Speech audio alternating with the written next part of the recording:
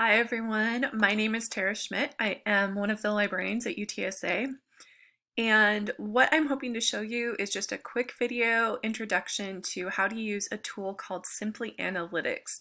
It's one of the databases that we own at UTSA, and for the project you guys are working on, I think it could be really helpful at helping gather information about your communities. So this is a tool that takes a little more explanation than normal.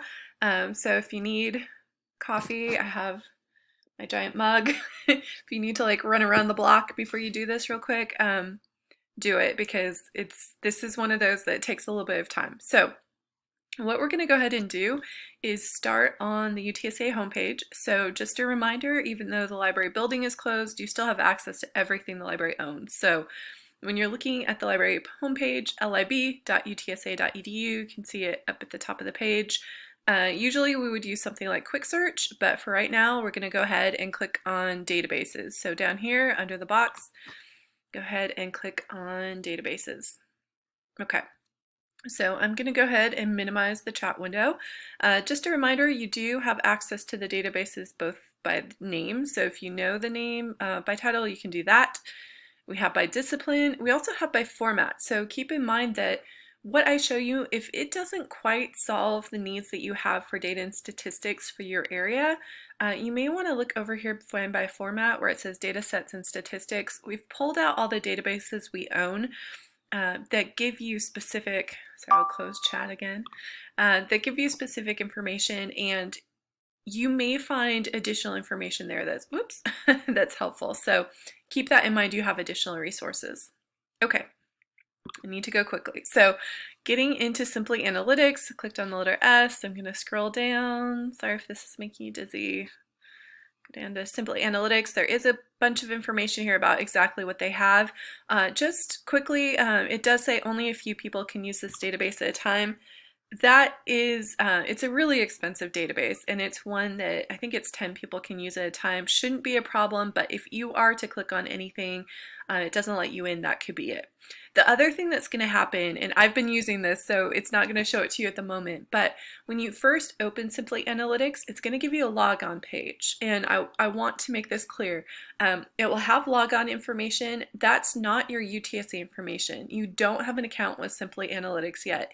If you want to if you want to create one, you can go ahead and do that really easily. Just set it up so you can come back to anything you create. If you just want to go right underneath that where it says sign in as guest, just so you can experiment with this, explore it, absolutely, that's what I usually do, especially when I'm teaching. So just keep that in mind. Don't try your UTSA information, either set up an account or click use as guest.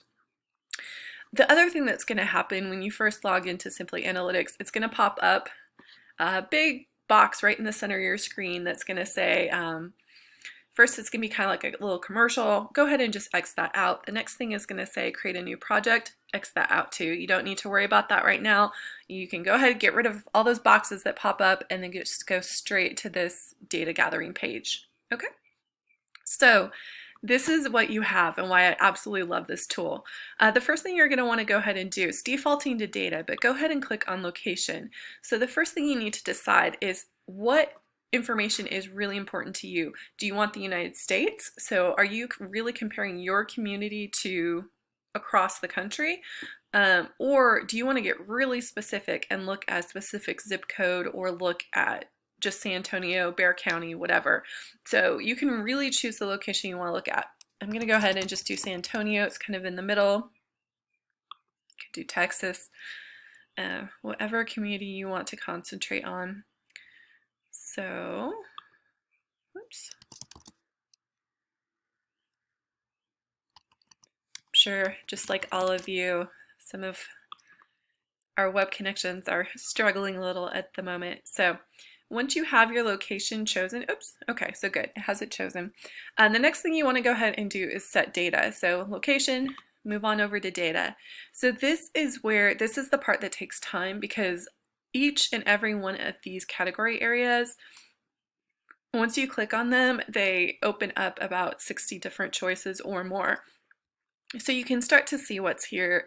Everything, they pull their most popular data, looking at population, age, ethnicity, looking at income versus poverty questions, if I can just click on some of these, you'll start to see the different categories if you want to be specific about who you're looking at, and then pages and pages and pages and pages of information. So even differentiating, do you want the percentage versus an actual number? You can do that.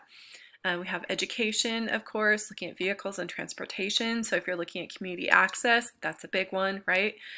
We have housing versus household. So that's going to give you, who actually has housing and so on.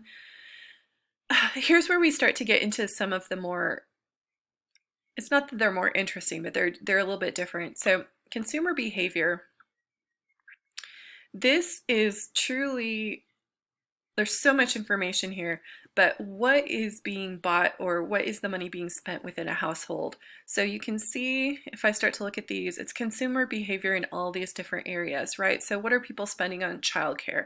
What are people spending on entertainment, leisure, their food? What do they have access to, and so on? So this is where you can, and each and one of these, if you see, divides into all additional information. So you can really do some searching here. Same thing with market segments. It's looking at, these are kind of weird, and if you're not a marketing person, if you are, you're amazing. But one of the things you'll start to see is when people work with marketing segments or advertising, we have gray power, money and brains, big fish, small pond, and so on. So you can kind of start to see how they're looking at segments of the community. Maybe not as helpful for now, but just know it's there. We do have crime information under other, retail. Anyways, take your time, explore these. The other thing you can do is if I go up to data search, and I specifically want any data that's related to food. So just search food, and then it found everything, right? So we're looking at households with public assistance, employment, and so on. All of that's there. Point being, once you start to choose what you want, let's see, I'll go ahead and do total households on public assistance. You can find, oops, let me move this so you can see a little bit better. Once you start doing that, it'll start actually populating your map. So here I have the United States, but you can start to, of course, zero in as you want to. Whoops. No, I'm not anywhere near San Antonio. Sorry, guys, hang on. Let me narrow on down. Okay, I'm getting closer. Doop. And like I said, you can get very, very, very focused on specific areas of the city. Now, one thing to note, at this point, specifically probably because it was looking at such a wide area, as you're looking at this, if everything is one color, one issue may be that the legend isn't specific enough, right? Like the areas are too broad.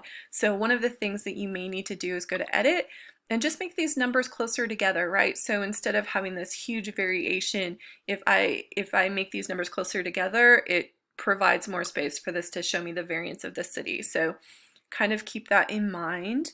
And let's see, go in one more. The other thing you can do, so you have the map, right? You can, oh my gosh, there's so much, sorry.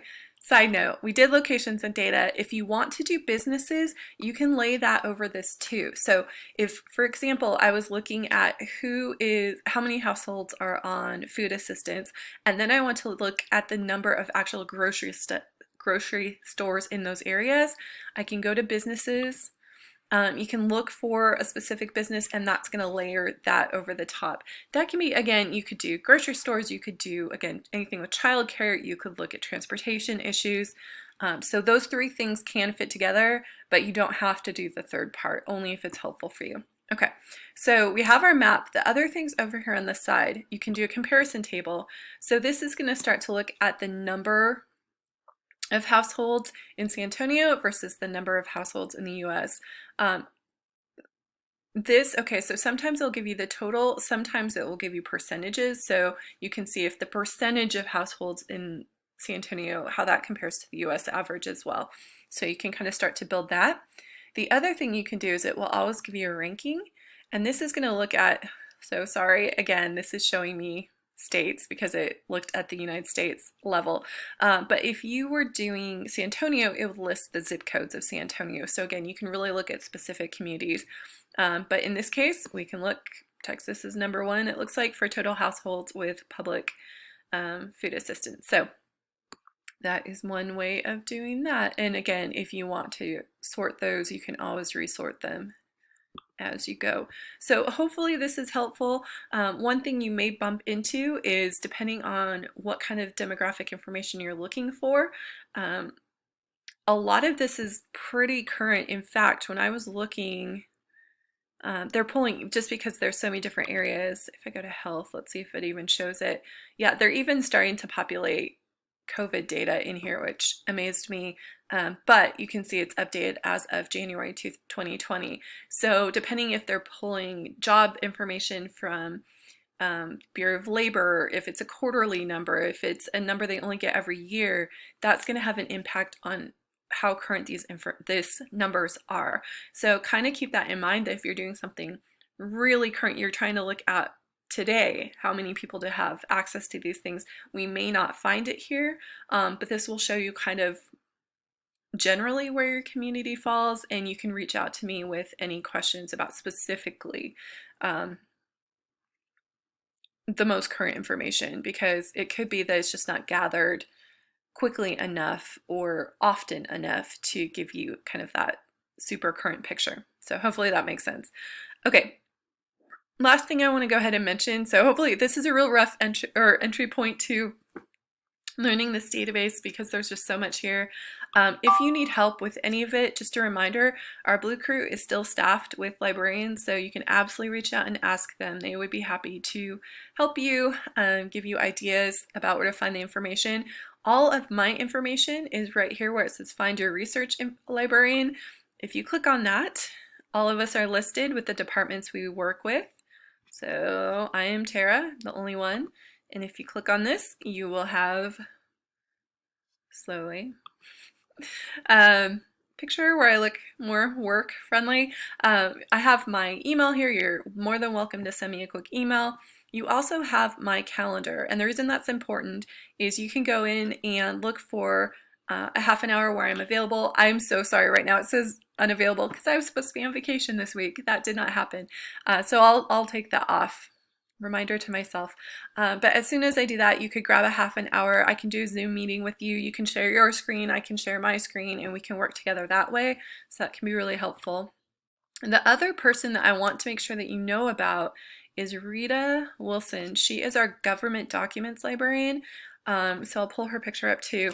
So she works with anything that's census related. So again, a lot of you may find things in SimplyAnalytics, but you may realize that there are other questions you have, other demographics you want, that we just don't have in that database. So reach out to her. She can give you some of those government statistics that are a little bit harder to find. The census, which again is not just people. If you've never looked at census.com, please go there, take a look, because they count so many different things, and that can be really helpful as well. Okay,